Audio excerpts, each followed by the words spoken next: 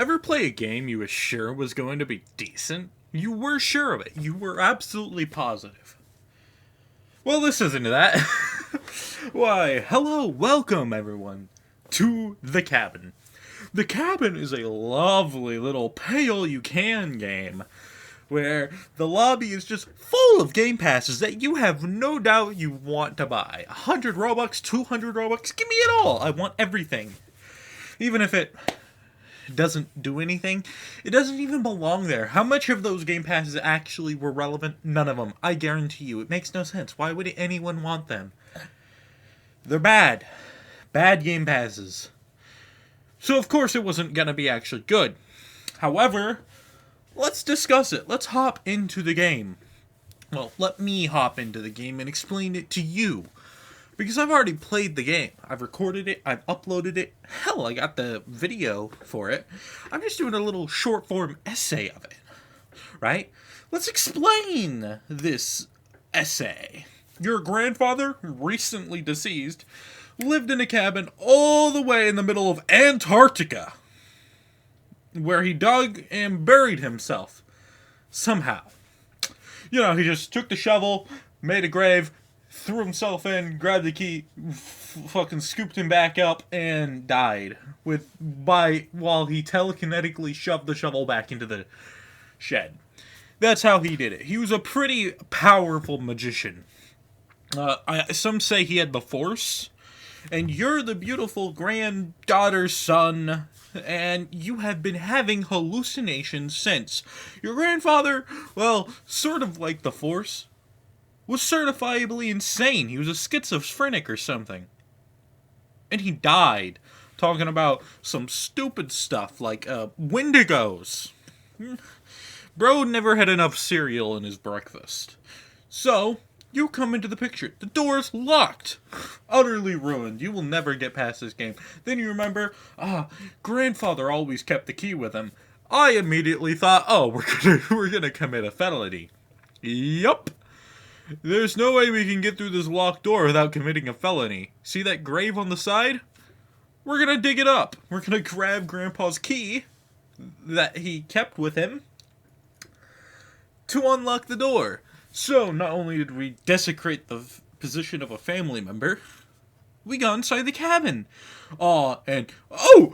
Spooky Wendigo sighting. While inside, you do the smart thing. Ignore that hallucination and clean up everything. Which apparently takes so long because the outside turns dark as shit.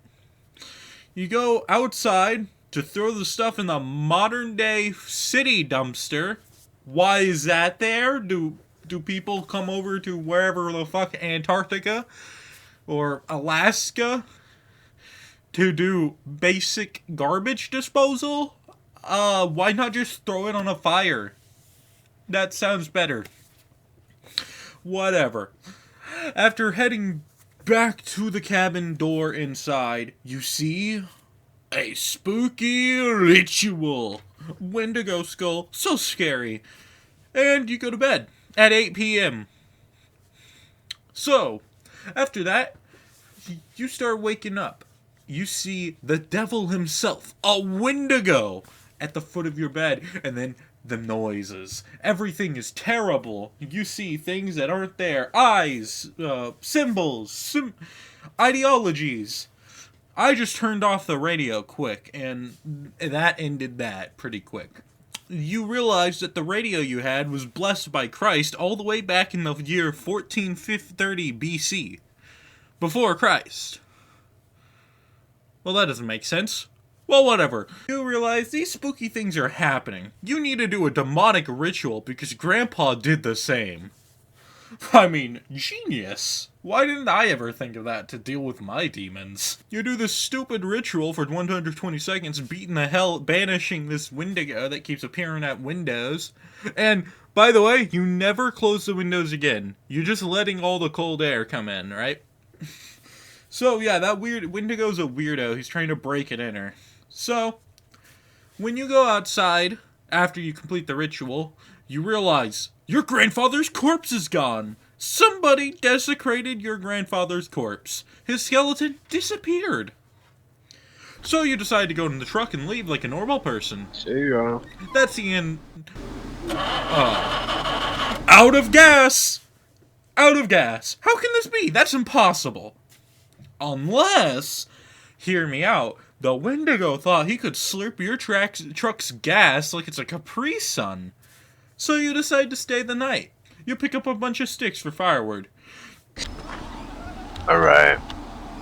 What the? You hear a scream.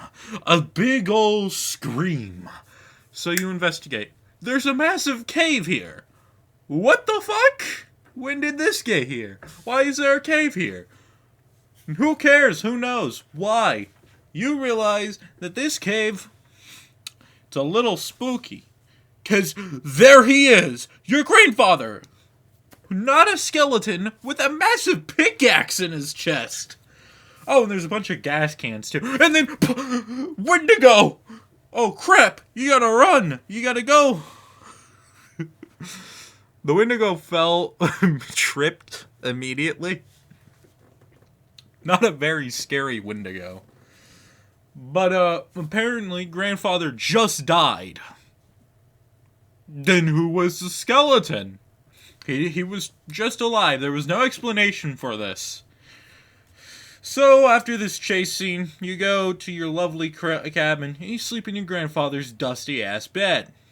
Walk right out. Oh, hi, Grandpa. Pump the car. Let's leave. Ah! Wendigo! That's the story. How impressive, am I right?